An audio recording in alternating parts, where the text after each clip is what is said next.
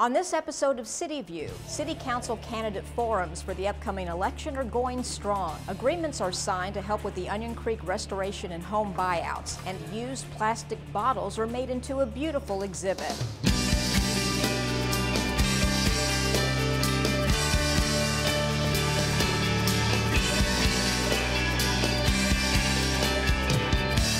Welcome to CityView. I'm your host, Carol Barish.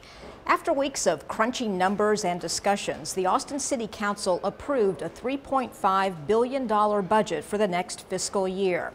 Council gave the green light for the funding of new police officers and civilian staff, salary increases for all city employees, and extended hours for libraries and winter hours for Bartholomew Pool. The budget also included increased utility rates and fees for Austin Energy and Austin Water customers.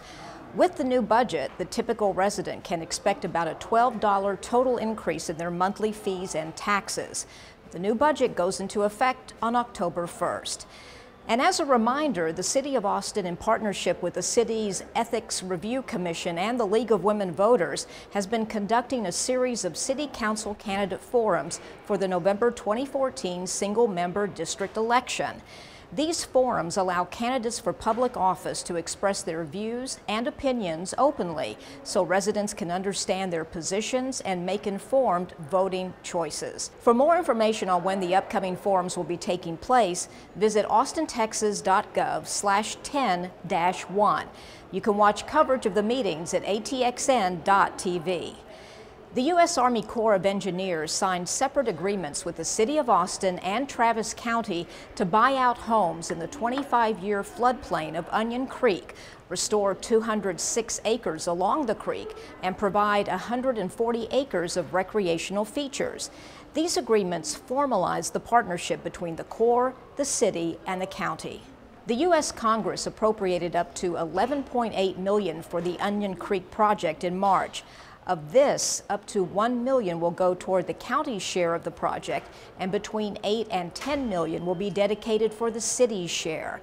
The Corps will use the remainder of this year's funds to begin the design work on the recreational features. More federal funding is expected in the future. The buyouts are recommended as the surest way to keep hundreds of families and first responders safe from severe flash flooding. The area experienced dangerous flooding in 1998, 2001, and most recently during the 2013 Halloween floods, when 3 people died in the Onion Creek area and hundreds were rescued from their rooftops. The City of Austin has been keeping flood and weather records since 1869, and we were aware that there was a looming danger, which was highlighted by last October's storm of record, unprecedented rainfall, which was nearly double the average flow rate of Niagara Falls.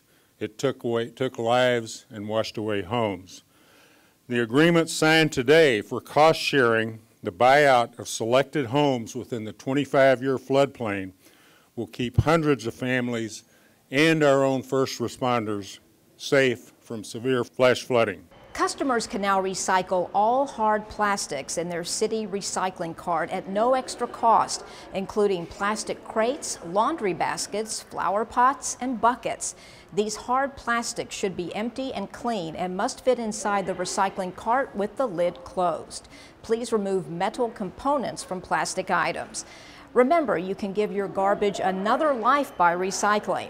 When you recycle hard plastics like buckets and laundry baskets, they can turn into things like auto parts, lawn and garden products, and playground equipment. I think most people are. More than 70% of our residents are using the recycling blue carts and setting them out at the curb. Of course, we want more of the population to use it. We're trying to make it as easy as possible. This new addition of plastics to the blue cart really makes it less confusing and more accessible to recycling. Austin Resource Recovery's Give Us 5 challenge asks Austin households to recycle 5 pounds more each month. Recycling all hard plastics is one easy way to achieve the 5-pound challenge. For recycling guidelines and tips, visit austintexas.gov/recycling. Continuing the recycling theme, the final pieces of a colorful exhibit made from 1,500 used plastic bottles were recently installed along Waller Creek as part of a campaign to encourage people to reduce, reuse, and respect the Austin environment as well as each other. Approximately 800 flowers made by 200 community members now line both sides of a footbridge on the Waller Creek path. The City of Austin's Watershed Protection Department has been working to raise awareness about the impact of litter on Austin's water quality through its Let's Can It Austin campaign. This year, the city collaborated with Safe Places Expect Respect program to host 8 flower-making workshops around Austin, transforming a common type of litter, plastic bottles, into eye-catching flowers. The exhibit will run over the next 3 months. How we treat each other is very similar to how we treat the environment. It's about building relationships, respecting the environment, and it's really the whole respect piece of it. Because if you respect the environment just the way you like to treat each other, you won't be throwing trash into the creek. Every year, city staff and volunteers remove about 250 tons of trash from Lady Bird Lake. Much of this trash travels from streets, parking lots, and sidewalks through storm drains into creeks that then drain into Lady Bird Lake. Information on litter impacts can be found at letscanitaustin.org. That's all for this edition of CityView. Our next episode premieres on Friday, September 26th. I'm your host, Carol Barish. Thanks for watching.